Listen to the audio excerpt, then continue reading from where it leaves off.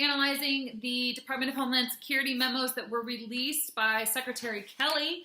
So I'm just going to go through them really quick, tell you what they are. He starts off by saying that old policies will be removed and that they will be faithfully executing the law as issued to the executive branch in Article 2, Section 3 of the Constitution. They will be hiring 10,000 new ICE agents. And they list who can be removed. It's basically anyone within the country illegally. They will be working with state and local agencies to enforce immigration policies, and that when qualified, law enforcement will be able to act as immigration officers. He goes on to state that they will not be having prosecutorial discretion. They won't be choosing when to enforce these laws and when not to enforce these laws. But instead, these laws that are laid out in the books will be enforced. We'll be establishing what is called the Victims of Immigration Crime Engagement, with the acronym VOICE. Those who have been victims of crime from someone who is an illegal alien or undocumented will now have a liaison within ICE that will help them know what the immigration status is of that person who committed the crime, whether they've been deported, what's happening legally. And an interesting part of this section, they say that all resources that have been used to advocate on behalf of illegal aliens now be used and administered to the VOICE office. Then he goes on to say that they will be collecting fines from those who are here illegally and caught, as well as those who helped them stay here illegally. Privacy Act rights no longer apply to someone who is not a U.S. citizen. So they do not have to use the same laws that are required for U.S. citizens when dealing with the privacy of someone here who is here illegally. And then the last section is that they will be issuing a monthly report that is available free of charge to the public, that they will be laying out clear statistics of who's captured. They will include country of citizenship, convicted criminals and the nature of their offenses. They will include gang membership, prior immigration violators, custody status of aliens. If they are released, they will be issuing the reason for the release and the location of their release. The second memo is implementing the President's border security and immigration enforcement improvement policies. They start by saying that detention facilities will be the most effective way and efficient way to enforce immigration laws.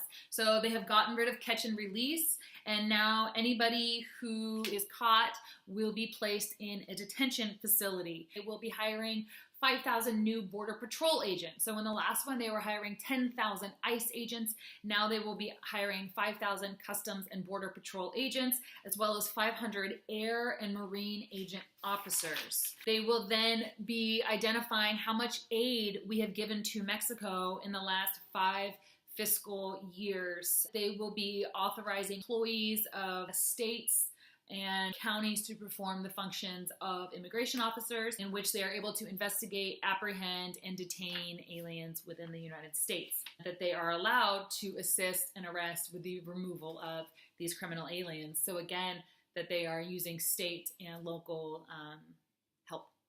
They will then be completing a comprehensive study of border security, and they will be looking at the availability of federal and state resources to develop and implement this effective border security. He further goes on to describe the wall and the funding of that wall. They are going to begin immediately planning, designing, constructing, and continuing the maintenance of the wall, including attendant lighting, technology, including sensors, as well as patrol and access roads along the land border with Mexico. Move on to say that they will be expanding expedited removal, and that it is up to the immigration officer to determine whether the alien should be removed from the United States without further hearing or review. For people who are arriving on land from a foreign territory contiguous to the United States, they are able to be removed back to the country they came through, and pending their removal